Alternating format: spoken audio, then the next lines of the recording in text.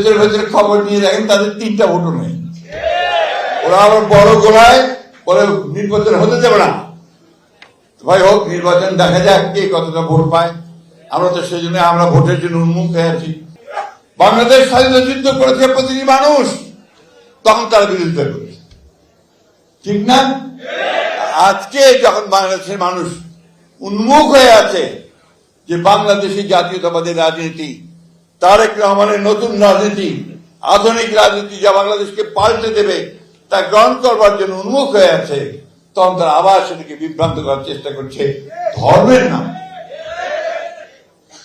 আমাদের কথা খুব পরিষ্কার, আমরা ধর্মে বিশ্বাস করি।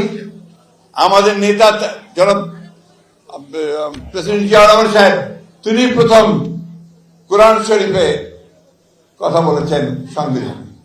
তিনি প্রথম সংবিধানের মধ্যে বিসমিল্লাহির রহমানির রহিম দিয়েছেন।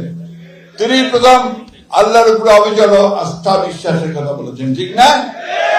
এবং আমরা সব সময় সেইভাবে এই দেশে কাজ করেছি। বক্তব্য বাড়াবো না। আজকে এই সময়ে আর মাত্র আমি হিসাব করছিলাম 23 দিন আছে নির্বাচনে।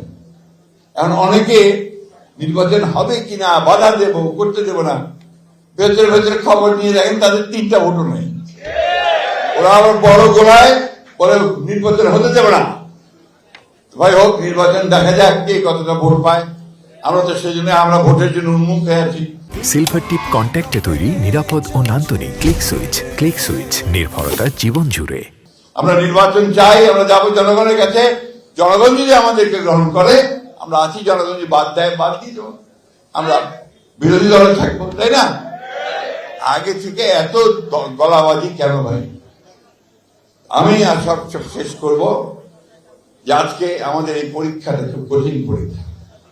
এই নির্বাচনে নির্ধারিত হবে যে এই দেশ কি লিবারেল ডেমোক্রেসির হাতে থাকবে নাকি আপনার সমস্ত উগ্রপন্থী রাষ্ট্রবিরোধী লোকদের মধ্যে থাকবে। আমাদেরকে অবশ্যই সেই উদারপন্থী রাস্তা বেছে নিতে হবে, গণতন্ত্রের রাস্তা বেছে নিতে হবে, মানুষের কল্যাণের রাস্তা বেছে নিতে হবে।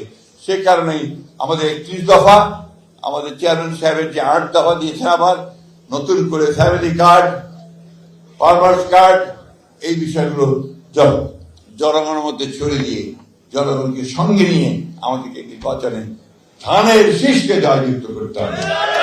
ধানের শীষকে যদি আমরা জয়যুক্ত করি, তাহলে শহীদ প্রেসিডেন্ট জিয়া রহমানের প্রতি আমাদের শ্রদ্ধা জানানো হবে, আমাদের মাতা খালেদা জিয়ার প্রতি আমাদের শ্রদ্ধা জানানো হবে। ধন্যবাদ সবাইকে। আসসালামু আলাইকুম। বাংলাদেশ জিন্দাবাদ।